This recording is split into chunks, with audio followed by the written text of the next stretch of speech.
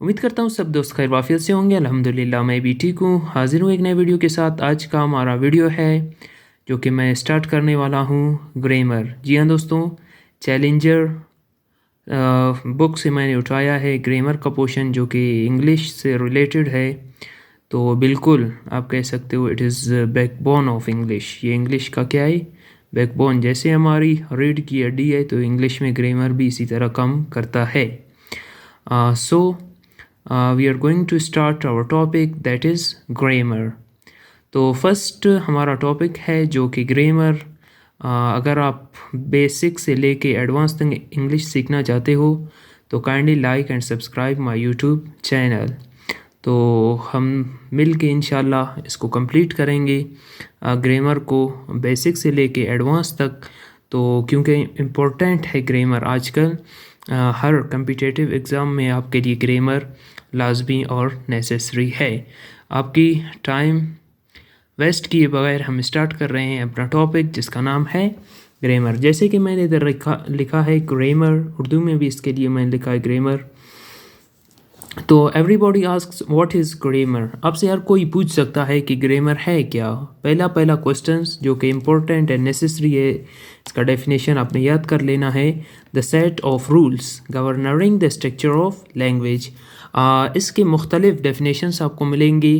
जो भी आपको याद मतलब हो सकता है आप कर ले, बट ये शॉर्ट और एक लाइन का डेफिनेशन है, मैंने आपके लिए इजीली लिखा है तो इसको आप इजीली याद कर सकते हो। The set of rules governing the structure of language, मतलब इसका मीनिंग ये निकलता है कि जैसे हर ज़ुबान के कुछ रूल्स और कायदे होते हैं तो इसी तरह ग्रामर के भी कुछ रूल्स और कुछ कायदे उसके होंगे।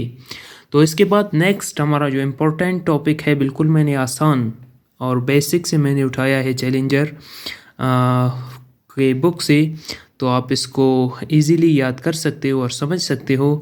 तो देखते हैं, फर्स्ट हमारा टॉपिक है जो कि इम्पोर्टेंट, वो है sentence. It gives the Urdu meaning of जुमला। Now come to the side of definition. What is sentence, मतलब सेंटेंस है क्या, जुमला किसको कहते हैं।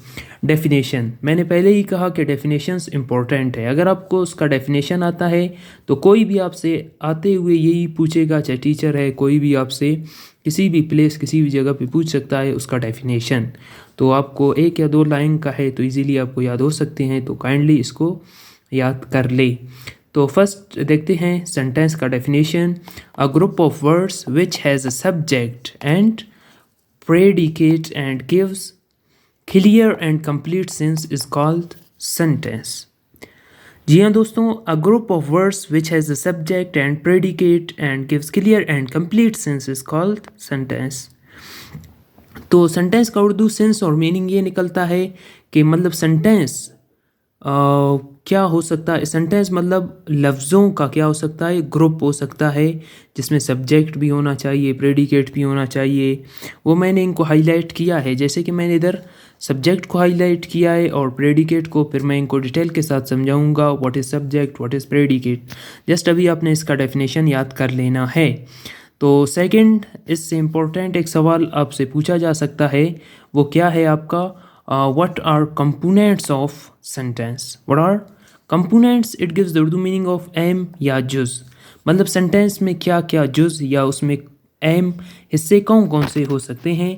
तो मैंने इसके नीचे इसका आंसर लिखा है, वो क्या है, a sentence usually has a subject, फिर मैंने इधर कॉलन लगाया है, इट मीन्स ब्रैकेट लगाया है, a model auxiliary verbs, a helping verbs, a verb and an object, a complement. जी हाँ दोस्तों, answer, a sentence usually has a subject, has a modal auxiliary verb, has a helping verb, a verb and an object and complement. Object and complement को हम detail के साथ देखेंगे। तो first देखते हैं कि मतलब इसमें आपसे सेंटेंस के जुज मतलब एम, उसमें कौन कौन से चीज़ें सेंटेंस में हो सकती है, तो ये आपको बता रहा है। तो ये भी डेफिनेशन इम्पोर्टेंट है कि सेंटेंस में कौन कौन से जुज़ या उसके हिस्से हो सकते हैं, तो इसको भी हम देखते हैं नीचे। जैसे कि मैंने इधर लिखा है एग्जांपल्स, मतलब सेंटेंस के एक एग्जांपल लिखा है। फॉर एग्जांपल फर्स्ट सेंटेंस मैंने लिखा है he is writing a letter, he is writing a letter. Now he is writing a letter, कोई भी आपसे पूछ सकता है कि ई सेंटेंस में क्या काम कर रहा है, इज़ क्या काम कर रहा है, and writing and A and it means letter क्या काम कर रहा है, तो आप उसको बता सकते हो। फॉर एग्जांपल ये एक सेंटेंस है। सेंटेंस मतलब क्या होता है? सेंटेंस मतलब लफ्ज़ों से मिल के बनता है। तो ये भी एक हमारे पास लफ्ज़ है, ये भी ये वर्ड है या लफ्ज़ है। तो इस सेंटेंस में ई हमारे पास काम कर रहा है सब्जेक्ट का, इज़ हमारे पास काम कर रहा है हेल्पिंग वर्ब, एच से हेल्प एंड पी से इट मीन्स एच से हेल्प, वी से वर्ब। राइटिंग हमारा काम कर रहा है, राइट फर्स्ट फॉर्म है एंड इधर मैंने लिखा है आई वी, तो ये शो कर रहा है first form with I N G, मतलब आई एन जी काम कर रहा है। अ लेटर, आ इधर काम कर रहा है हमारे पास आर्टिकल, जो कि आपको मालूम है ए एंड एन आर्टिकल है, और लेटर इधर काम कर रहा है ऑब्जेक्ट। फिर हम देखेंगे ऑब्जेक्ट को, जस्ट आप अभी समझना है कि सेंटेंस है क्या और इसके कंपोनेंट्स क्या क्या है।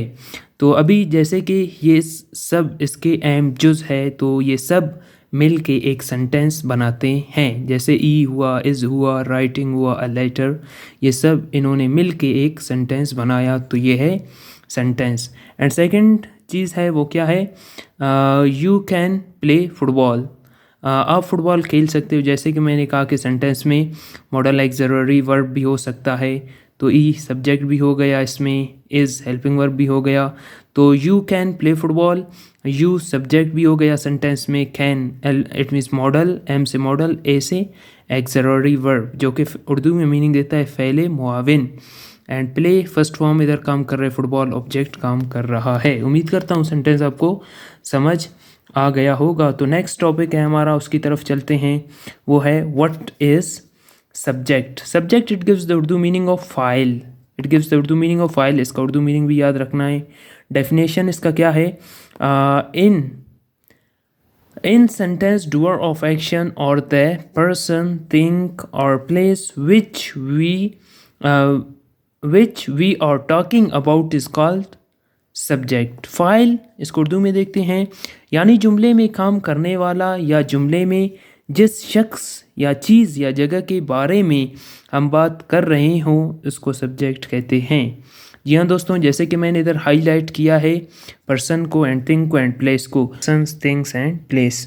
तो फर्स्ट एग्जांपल मैंने लिखा है he is writing a letter. For example he is writing a letter, तो उर्दू में इस जुमले में फ़ाइल यानी ई कुछ या कोई काम कर रहा है, यानी ई कोई काम कर रहा है। जैसे कि सब्जेक्ट में हमने कहा डूअर ऑफ एक्शन, मतलब चाहे वो पर्सन हो, तो इधर ई हमारे पास पर्सन में आ रहा है, तो ई मतलब क्या कर रहा है? लेटर लिख रहा है।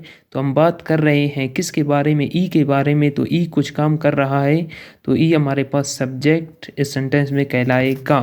तो सेकंड है, इस second sentence E is a good boy. इस जुमले में हम ई के बारे में कुछ बात कर रहे हैं। पहले ई कोई काम कर रहा था, तो सेकंड सेंटेंस में क्या कर रहा है? इसमें इट मीन्स हम ई के बारे में, इट मीन्स उसके बारे में बोल रहे हैं।